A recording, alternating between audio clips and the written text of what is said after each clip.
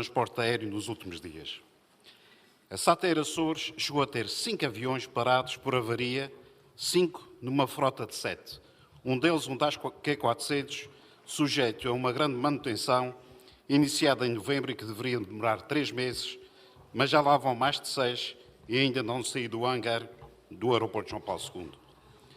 Foi ou não um erro de planeamento?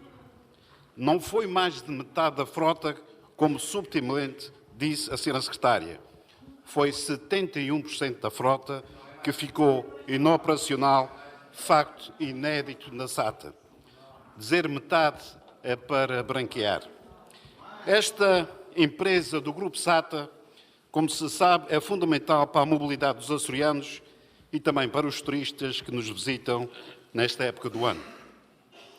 Se para os primeiros houve enormes prejuízos, sobretudo para doentes das ilhas sem hospital, para os segundos, este descalabro operacional mancha a imagem da região.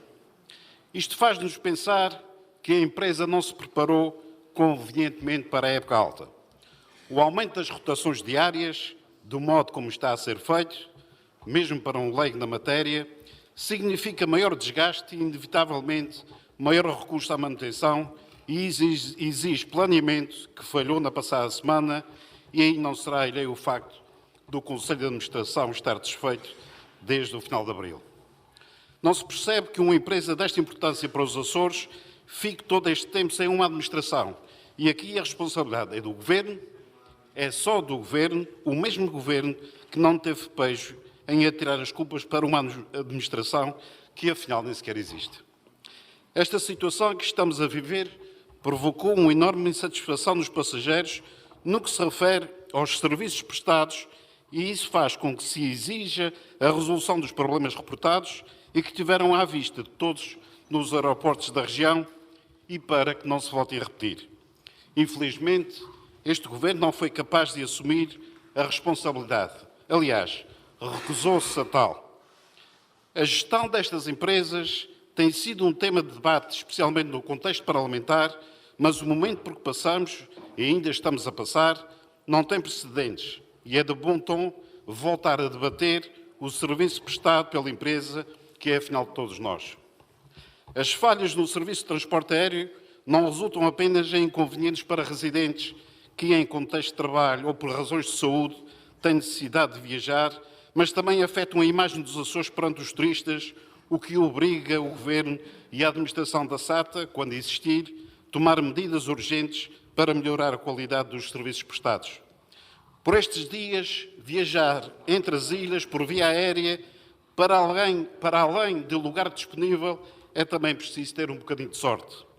Mas tudo poderia ter sido pior, não fora a dedicação das tripulações, pessoal de terra, manutenção de segurança e bombeiros, não esquecendo todos os outros funcionários de empresas de turismo. Chegaram-nos queixas de doentes, alguns bastante debilitados, a quem lhes foi pedido o adiantamento das despesas para depois serem reembolsados. Muitos não o podem fazer. Isto e outros ainda estão à espera dos reembolsos da saúde, tendo sido reportado nesses dias um incompreensível caso com cerca de 11 meses de atraso. Juntar um novo problema a um problema existente é complicar uma situação já de si difícil. Não podemos desassociar todo este desnorte operacional, conforme classificou a Comissão de Trabalhadores, do facto destes governos terem desmantelado o transporte marítimo de passageiros. Lembro que em 2 crises em plena época alta, a inoperacionalidade do aeroporto das Lajes, devido a um incidente com um avião da Air Transat e as cinzas vulcânicas da Islândia, foi o transporte marítimo que resolveu todas as situações, minimizando assim os impactos aos utilizadores do transporte aéreo.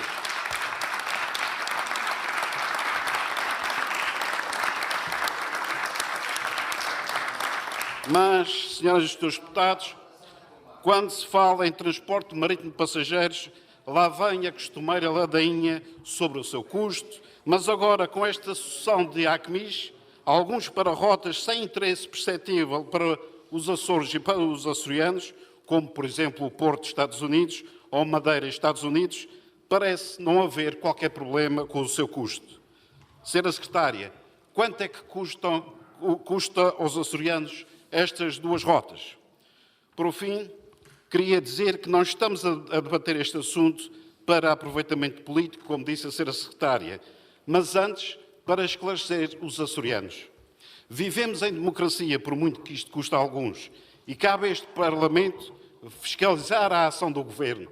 Cabe a este Parlamento fiscalizar a ação do Governo, Senhora Secretária. A senhora queria que este Parlamento ficasse calado perante uma situação de descalabro na operação da SATA? Não, Senhora Secretária, fomos todos eleitos para defender os Açores e para defender os açorianos. E por isso, Senhora Secretária, prepare-se, porque vamos utilizar todos os meios que foram regimentalmente previstos para pedir os esclarecimentos que parecem incomodar este Governo. Muito obrigado.